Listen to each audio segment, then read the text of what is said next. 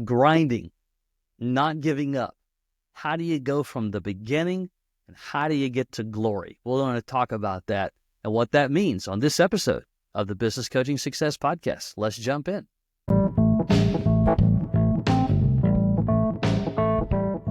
BJ O'Neill here with the Business Coaching Success Podcast. So glad you're here, where I share with you strategies, tools, and tips to be able to grow your business coaching practice to six figures and beyond as a Christian business coach. Let's jump in.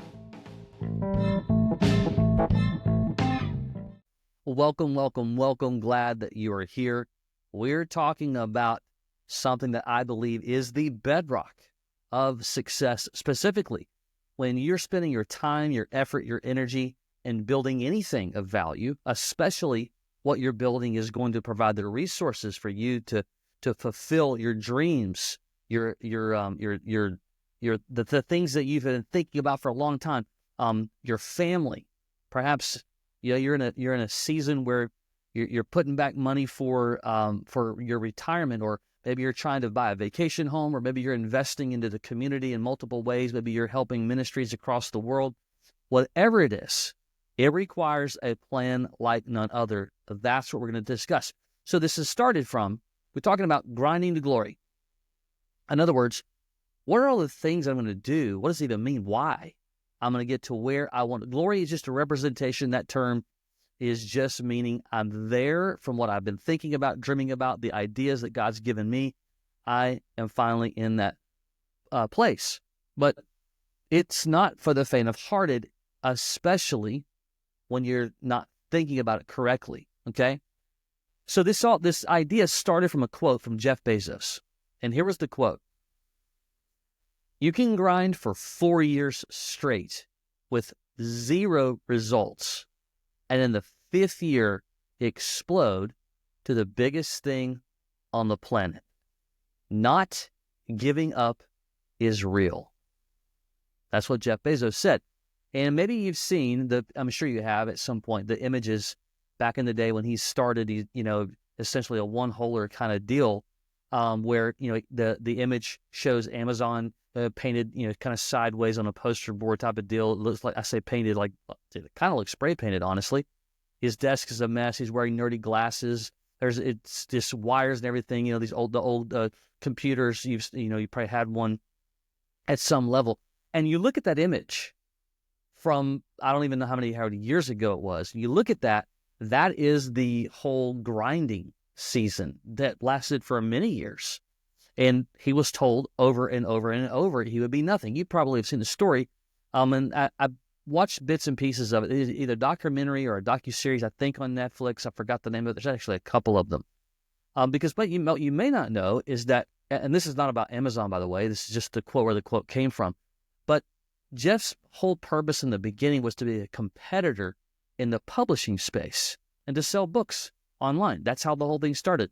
What is today has nothing to do with what the original idea, concept, thought, dream was all about. And he felt like he had an idea that others did not. And by the way, the idea that he was socializing, attempting to get investors and so on, there was a number of laughing in his face, kind of thing. And it started at a garage. And so you look at all that and you go, well, how does it work and certainly, his story, just like Mark Zuckerberg's and Elon Musk and others, you can call them an anomaly to some degree, except for there's things that they're doing, have done, still do, that have caused tremendous, we'll call it success, in terms of just growing a company, a business, paying tons of people, millions and billions of dollars in the whole plan and process from a prosperity perspective of where they are today. But when you look at that term about, you can literally go from just grinding it out for a number of years to all of a sudden exploding. Why? And what prevents people from not doing it? Like if we know that was going to be the plan. So for instance, we're talking about now in the context of building a consultancy for yourself at whatever level you want. And we talk about it all the time, whether it's somebody who wants to earn $100,000 or $300,000. The numbers are all over the place, and it's totally dependent upon what you want. But if you knew for a fact, here's the question. If you knew for a fact that you were going to have to grind it out for 4 years and really have very little to no results, but you knew in the 5th year you would explode beyond your wildest dreams, beyond your plans, beyond your imagination, would you do it?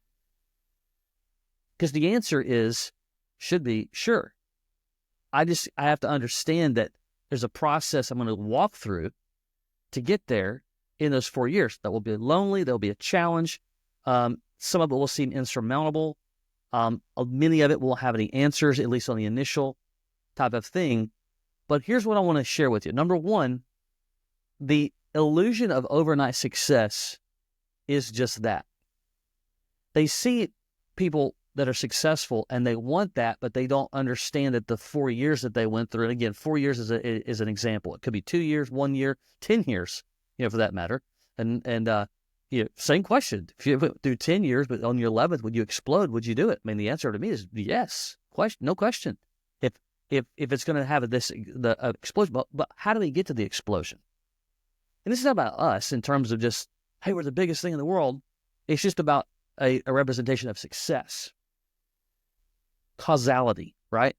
But we have this illusion that those that are successful, they just get there with simplicity, and it's simply not true.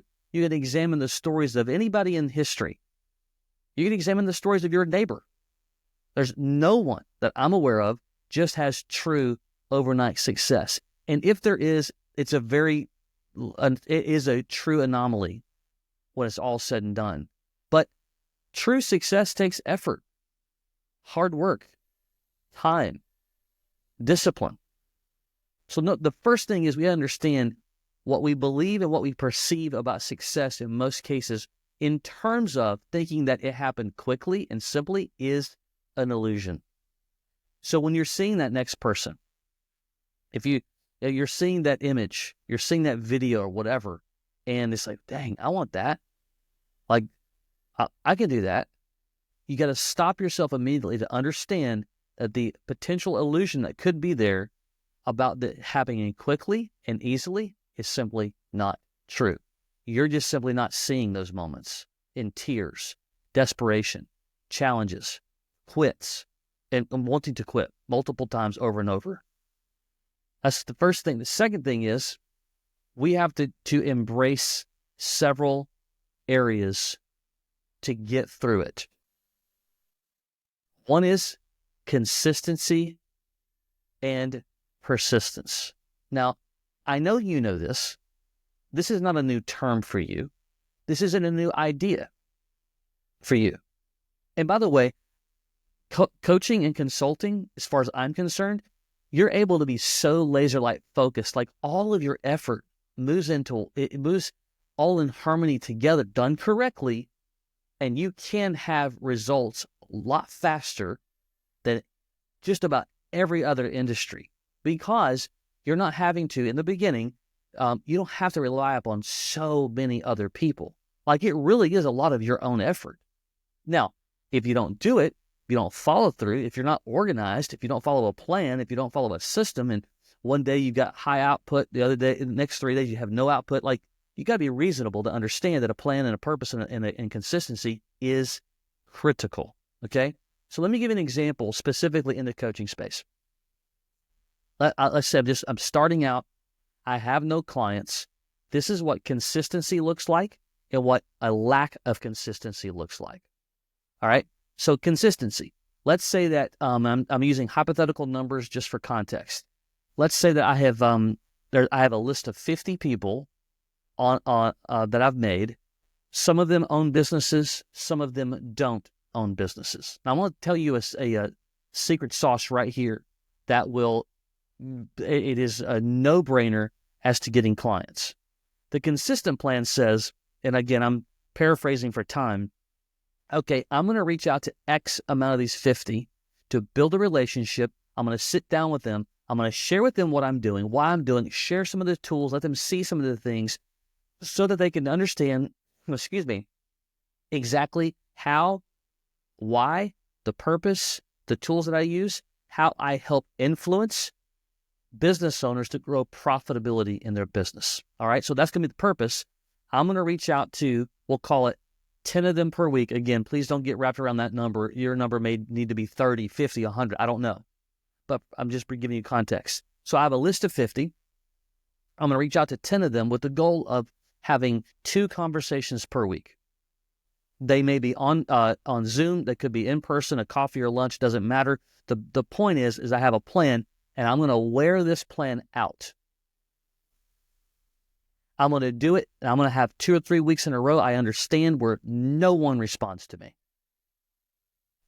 Or I've got 2 or 3 weeks in a row where the majority, we'll call it 80% of the people who have responded are just kind of blowing me off. They're busy or whatever. They're just not interested. And again, of those 50, some of them aren't the actual business owners. Some of them are just people that I want to expand my network, and I know that they know a lot of people. So I've got a couple of purposes there. But the consistency, I'm using this again as an example, the consistency part of that is, this is my plan. I don't care how it works. Meaning, I don't care what the outcome is, because I understand the idea behind this whole, 4 years nothing, 5 years explosion. Those are just numbers, by the way. It could be 3 months. Who knows, right? The bigger point is grinding through consistency. So if that's my plan, I'm not going to be thwarted by the results, the lack of, the non-responses, whatever, because I understand it's just part of it. Because I also know that I'm going to have weeks and days where people are saying yes, they want to learn more. I'm getting to know other people through them, and so on. But we always fixate on the things that aren't working. And that's what causes a hole and a puncture into lack of consistency. So the lack of consistency looks like this. Here's my list of 50 people. Here's my plan. I'm going to grind out, inviting 10 of them every single week. I'm going to sit down with at least 2. All right, so same plan, but here's where the inconsistency comes in. I've invited 7. I've gotten no results. This is kind of frustrating. I will do a better job next week. I go to next week. I get through, 8 or 9 of them. I've gotten some responses, but all of them have basically, they're busy. They can't do it right now or whatever. And then next week, I only get through 2 or 3 people because I'm frustrated. It's not really happening. The following week, this is starting to not look like it's going to work. And we begin to let the head trash get into our head. We start to tell ourselves that aren't true. And even when we do get in front of people, if we get that chance, we're not at our best. We don't have the smile. We don't have pizzazz. We don't have energy because we've allowed all the negativity and the lack of traction, the lack of movement to affect us because we're starting to make a belief and a proclamation when we don't have enough results because we've not done this long enough. Okay? Because truly, let's say that someone is doing that plan right there. That's a real plan, by the way. Numbers will be different, but that's a real plan. Someone is doing that. Let's say that they've gone through 2 or 3 months of that, and they really aren't getting anywhere. The next thing to do is why. You've heard the saying, doing the same thing over and over, expecting a different result is just silly. That's the cool thing about consulting and coaching is that you can be nimble. You can learn things immediately and apply them immediately. So I'm going to sit down with a coach. I'm going to sit down with a mentor. I'm going to sit down with somebody who I trust. Say, this is what I've been doing, and I just seemingly not to get it anywhere. Well, here's the cool thing. The good news is you got some data now. Like, this is the script you're using. This is the angle that you're trying to do. This is what you're saying. This is how you're coming across. Like, you've got some causality to determine what do I need to fix, to stop doing, to do more of, or whatever, to focus on getting better traction. That's what consistency and or a lack thereof really comes into play. So we're understanding there's this illusion for overnight success. We understand that consistency and persistence matters. The third one is the power of patience and trusting a process. Man, this is so powerful. And I promise you, if you'll embrace it, it can change your life. But when you don't trust the process, you're frustrated with it and you quit. Well, and I'm telling you, I see it every day. Well, people, they'll make up excuses, say, did this for 4 or 5 months and thought it was going to be a little bit different. I decided to go over do all of this over here. Here's what I've learned about those people In 4 or 5 more months, they'll say that the next thing that they're putting their hands on, that it didn't work, and they'll do something else. And then 4 or 5 months later, a year later, they'll do something else. And then they'll look back on the last year, 2 years, 3 years, 5 years, and they're not anywhere close to where they want to be because they've lacked consistency, they've lacked persistence, they haven't trusted a process because they believe, even though they have no experience, they believe that, just consistently bouncing around is going to give them something that they don't have, which simply is not true. One of my favorite scripture verses, I'm going to read it to you here. James 1, 2, and 4. Consider it pure joy, my brothers and sisters, whenever you face trials of many kinds, because you know that the testing of your faith produces perseverance. Let perseverance finish its work so that you may be mature and complete, not lacking anything. When you take the concept of that scripture and you apply it right back to the whole point of the quote, which was you could go 4 years and get no results and 5 years explode. The reason is, in context as a believer and as a Christ follower, if we truly follow the plan in James 1, 2, and through 4, that last part, let the perseverance finish its work so you may be mature, that's what you're working through. When things aren't working and you're figuring them out, you're learning, you stop doing this, you apply that, well, that worked, let's do more of that. You ask this friend or that person, hey, what do you think about this? And they're giving you feedback and you're working through it. That's where God, as far as I'm concerned, when we're praying about it, when we're asking Him to put the right people in our path, to help us to recognize things through wisdom on things I should or shouldn't be doing, that's, controls traction and doesn't have any impact on traction. It's a good idea, but it didn't work. When we're working through all of that, that's where maturity comes from. Like walking through all that gives you that opportunity for maturity. And then when you look at the first part of that verse, to consider it pure joy when you face trials of many kinds. Like, think about that for a moment. Let's go back to our plan. So we got 50 people. We're reaching out to 10 every single week. Done it for 2, 3 straight weeks and just getting nowhere. What if you have a paradigm shift? And you do, man, I'm so glad for this moment. I want you to think about the deep level of maturity that you could experience. Because I believe, and as far as I'm concerned, this is very difficult to do. Anything worth having, and certainly maturity is not simple. But when I look at that, and if I'm looking at it and I'm saying, I'm so thankful for this, because I believe what happens is that when we begin to do that and we're praying through it, that's where you begin to find out really what you should or should not be doing. Maybe you're terrible about being organized, but you're thankful for these moments and you're considering it joy. And because of that, your mind is open. You're allowing God to put people in your path that you'll listen to.